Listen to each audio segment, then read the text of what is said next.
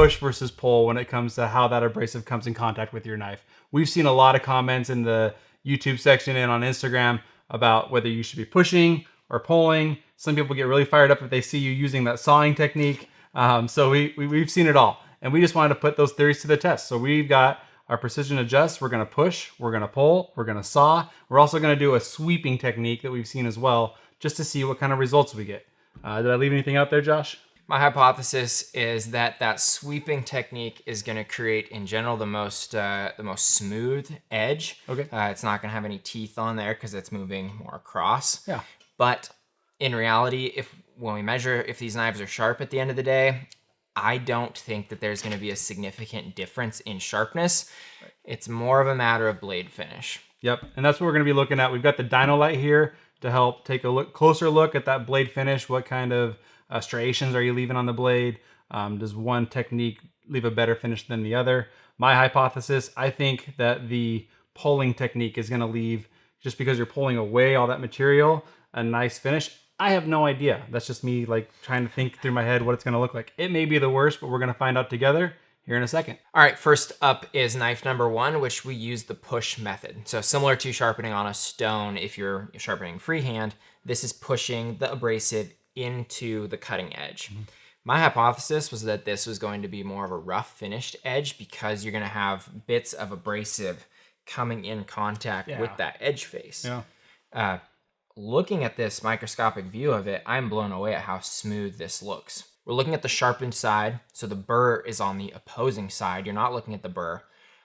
But in general, the apex that you're looking at is extremely crisp, as is where the bevel meets the primary grind up in this area. Mm-hmm. What I'm holding up here is a sharpened paper clip, so just for scale, you can see what we're dealing with. But what I expected to see was almost an entire edge that looked a lot more like this section that has these. Yeah, you can kind of see the pits in there. I think you're trying to get to. Yeah, just almost like teeth, like a jagged edge to it. Almost. Right in there is a little jagged. Yep.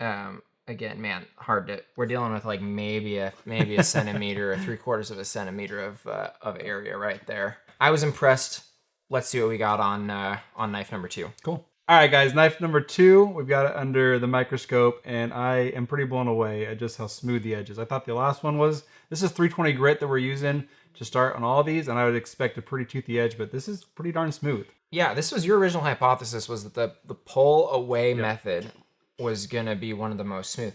One thing I'm noticing is that the striations here are straighter or more perpendicular to the edge rather than the push method where they kind of had that angle. I sharpened both of these, and definitely pushing in, I felt like I just wanted to give it a little bit of that angle technique versus pulling. It was kind of a straight. Yeah, you're just pulling right toward yourself almost. Yeah, kind of rotating the sharpener around, and so I kept that consistent motion. When I was sharpening, for whatever reason, I noticed that it was really hard to get a burr through that belly. That was probably just the reprofiling process. Mm-hmm. But the burr on the rest of the knife, probably the largest burr. Yeah. It's a big burr. Yeah, big burr. Probably the largest burr. Makes sense for, I don't know, again, is this just me thinking it through? Like, if you're pulling the metal off that edge, you're obviously creating a larger burr than if you're pushing it up over the edge. I thought we might show a little bit more discrepancy from one blade finish to the next, but this is incredibly smooth, maybe a little bit more smooth. Mm-hmm. And the striations are very uniform, very perpendicular to the cutting edge. I like the look of it a lot. Yeah, the only thing that I would say to add to that is this is under a microscope that we're noticing this. If you look at both of these knives with the naked eye, you can't really tell a difference just by looking at them, I would say. All right, so knife number 3, this was the sawing motion. I did this one, and it's an interesting result. The bevel's still even, I feel like, but you can definitely see this kind of crisscross action going on as far as the striations go.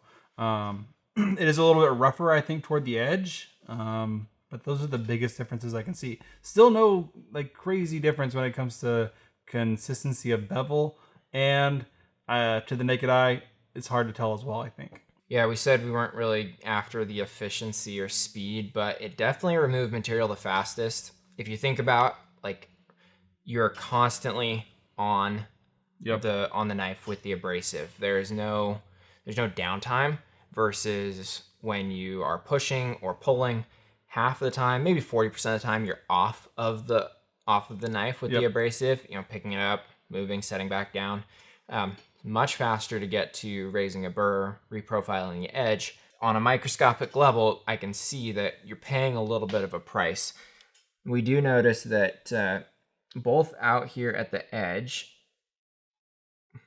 again, guys, this is challenging, but out here at the edge, you can see that there's some burrs that's a little bit more coarse. And I also noticed that up here at the at the top of the, there we go, this line here where the bevel meets the primary is a little bit more rough as well. It's not as crisp and clean. Yeah. I don't know if there's just a little bit more movement inconsistency type of thing when you're in that sawing motion. It's less of a precise singular motion. Right. But either way, whatever's causing it, we are noticing a little bit more rough. And you're absolutely right. Those striations they're jagged. They're crisscross. All over the place. And I'm curious about the bevel. I'm going to try and just see if this works. But if I move along, it seems, there's some more roughness there. But as far as one concern I had is, will the bevel stay consistent all the way through with this motion? Because it's really easy to stay consistent with one direction. Whereas when you're doing this, maybe you get a little too aggressive in the heel and then out towards the tip, you're not quite as aggressive. So does your bevel reveal stay the same all the way through? You're not counting the same strokes. Exactly. But it seems to be okay as far as consistency goes there. Knife number 4. This was the sweeping technique. So I try to liken this to if you're using like a diamond stone and you're sweeping across. That's the same motion I was trying to make with the abrasive as I went across this one. So you get this almost diagonal pattern that's happening. That's kind of what we were just jaw dropping about, is the pushing. This would be like pushing into a, so that technically you could sweep two ways. You could pull away from the edge on the precision adjust, or you could push into and sweep. And this is pushing into and sweeping. Yeah, so there's still some, like you said, there's still some like inconsistency in the sweep pattern. You see some of these that are, there we go. Some of these that are more flat. Most of them have a very consistent, and then some of them that are a little, in between there. But overall, wow, that edge is smooth. Yeah. That edge is super smooth. Yep. The pattern has a real similar sheen overall, like the light reflection in general over the whole edge is, to the naked eye, is very consistent and more reflective, and less, the striations catch your eye less than the others. Yeah, even to the naked eye, it's a more uniform look to it, I would say. And one thing that I'll say as far as that sweeping being inconsistent in areas, the burr formed fast in the belly, and the heel and the tip, I had to go back and work in those areas alone. So that would probably cause some inconsistency in that stroke. I tried to, be as consistent as possible, but with the manual system, you can't be perfect. So next step, we'll save you some of the watching of us sharpening on the precision adjusts. We're gonna sharpen these both sides down to the 600 grit using the same methods we just used. We're gonna see what happens as we progress down. We will have that burr created on the other side, so we see what happens when we're dealing with that burr. And then after that, we'll move on to ceramic. But we'll show you in the meantime what we see when we jump to that 600 grit. All right, we're back with round 2. So we raised the burr on the other side and then progressed each side with the 600 grit diamond from the precision adjust. So it's a little bit more refined. We're gonna cycle through these pretty quick. We've got them loaded up on deck. We're just gonna take a quick look. Remember, knife 1 was a push into the edge, knife 2, pull away. Then the sawing motion for number 3, and number 4 was that sweep. Number 1 loaded on here, pretty smooth. Again, really crisp bevel transition to the primary grind up at the top. And then that edge, man, these are looking, I remember this one was smooth. I think that number 2 is a little bit more smooth, but that's, I don't know, that's getting better. Yeah, all right, let's get number 2. All right, moving on to number 2. I can see some of that burr still hanging on there. Yeah, you can see it hanging on there a little bit. Let's see if I can. It's at that level. It's just like tiny bit. Yep.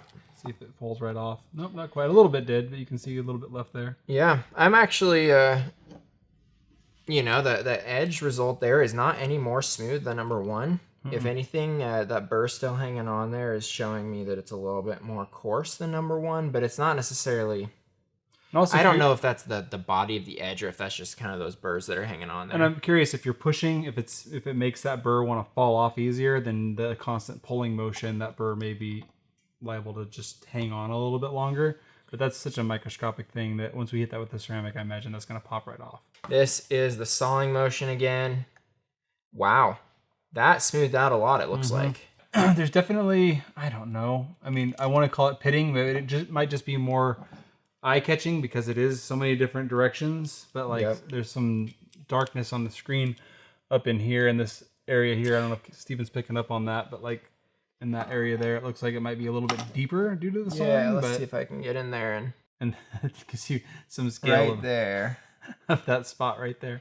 So obviously that pitting is a huge deal compared to the size of this paper clip. But yeah, there's a couple of dark marks. Yeah. You know, right there. I'm getting a little better at this. And those, I imagine, I'll be curious when we go to the ceramic. Those always those little spots with the ceramic that I just can't quite get to. I'm curious if that's going to be the result of that. Could totally be that exact thing that we're seeing. The edge, so I'm not seeing as much of a burr here, but the edge is maybe slightly more rough. Just that little bit of, you know, definitely smoothed out some, but it's just a little bit more rough than the other two that we were just looking at. That's true. Ready to go. This is the sweep. I have a feeling you'll be able to tell that as soon as we get it under there. Yeah, yep, absolutely. Wow, holy cow. So the thing I'm noticing with the sweep again is maybe a little bit more fuzzy up here. You know, that push-pull method, either of those were super crisp at that primary to bevel transition. But this edge, are you kidding me? So smooth. That is incredibly smooth. Yeah, absolutely hands down, this is the smoothest edge you're going to get. And that 600 really added some consistency. Did you feel more consistent as you were sharpening? I did. It was, you could also see the striations, like they were deep and they smoothed out into this finish really quickly.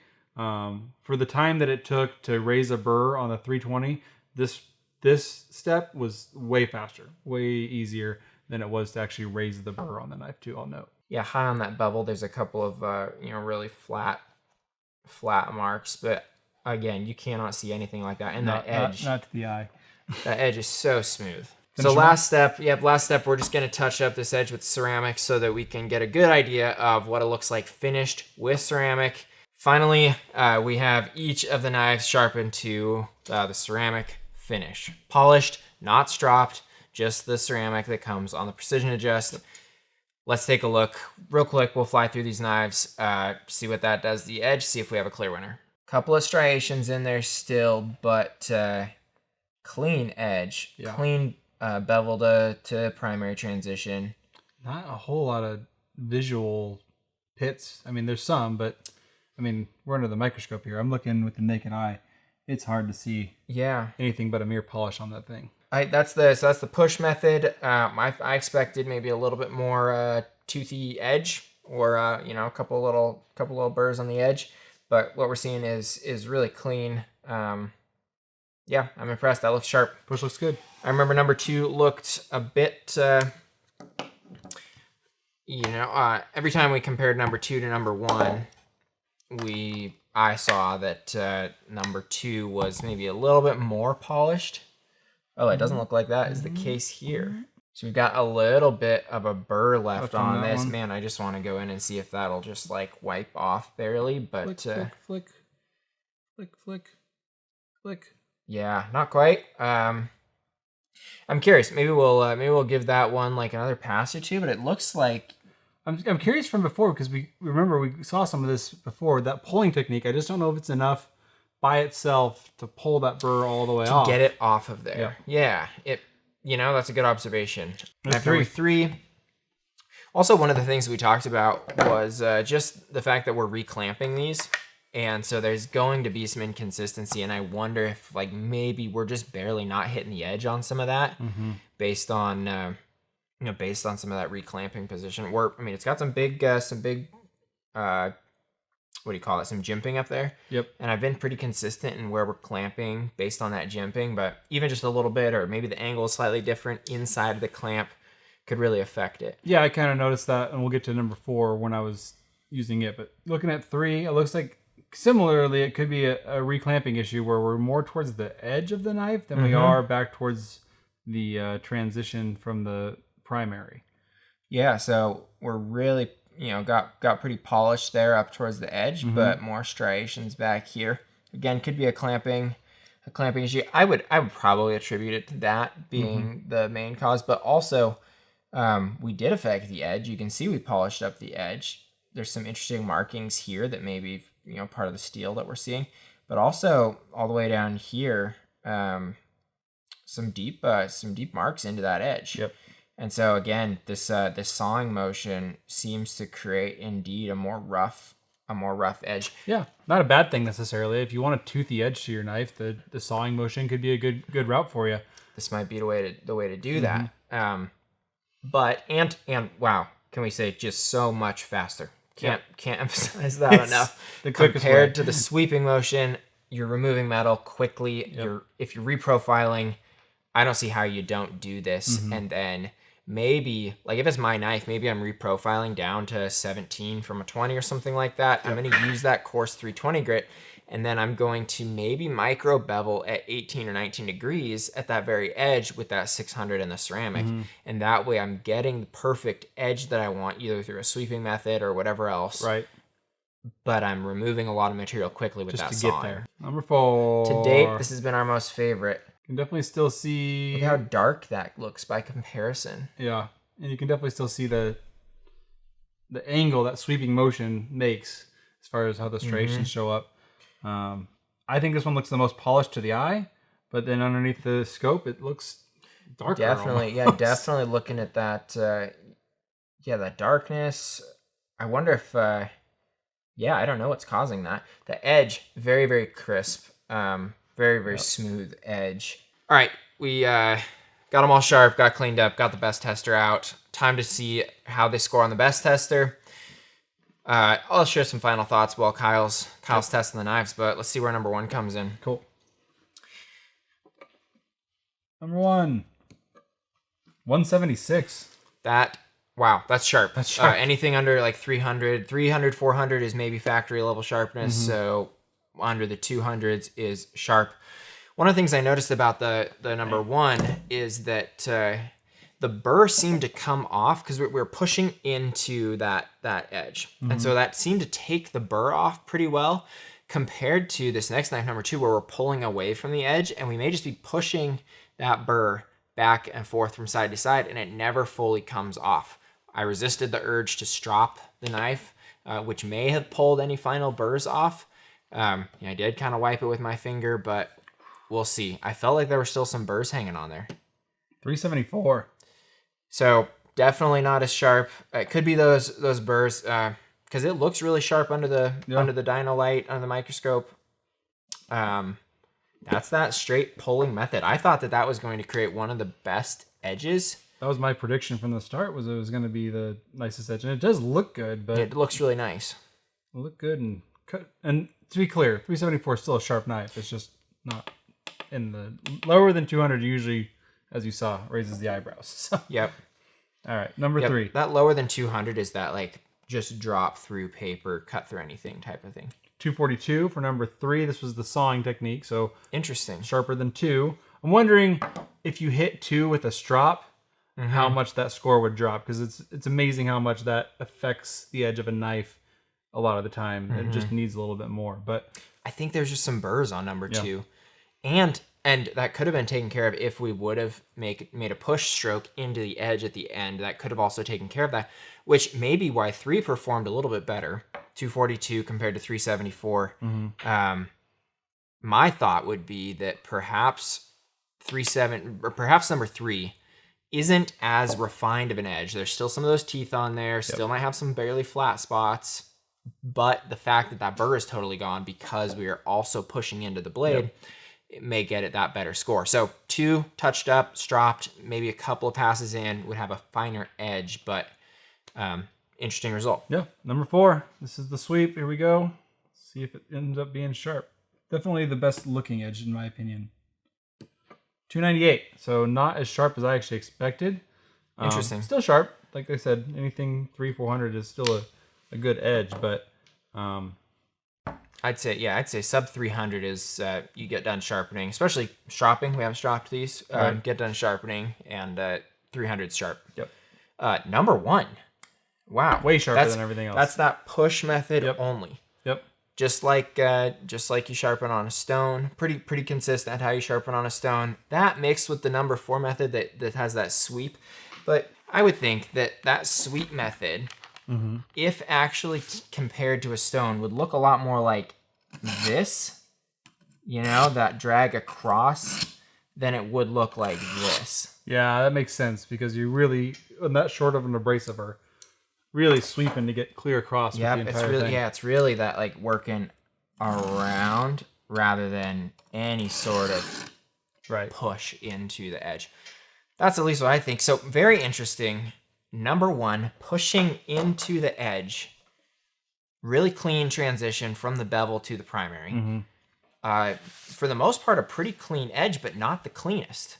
No. Number 2 and number 4 were both creating these super smooth edges, with the exception at the very end that number 2 seemed to have that burr hanging on. Yep. And again, I'm dying to strop that thing, and maybe in a future video we will. Maybe we'll pause this one and we'll just do like a little YouTube short. Yep. So keep an eye out for that. We'll strop these, remeasure them on the best tester. We'll throw that up as a YouTube short. Yep. That's it overall. Comment below, what is your favorite way to sharpen on the Precision Adjust, or in general? What's your technique? And did this change your mind? What are you going to do from now on? I think overall, like, there's not a huge difference between all the techniques when it comes to sharp. Maybe surface finish, maybe a little bit better, like Josh said, on 2 and 4. But at the end of the day, all these knives cut sharp. All these knives are going to be really functional in the field. So to me, it's like they all win. It's just preference at this point. All right, that's it for this video. If you have other ideas, let us know in the comments. We love getting in there. And what do you want to see under the Dino Lite? Fun new toy for us to check out. For sure.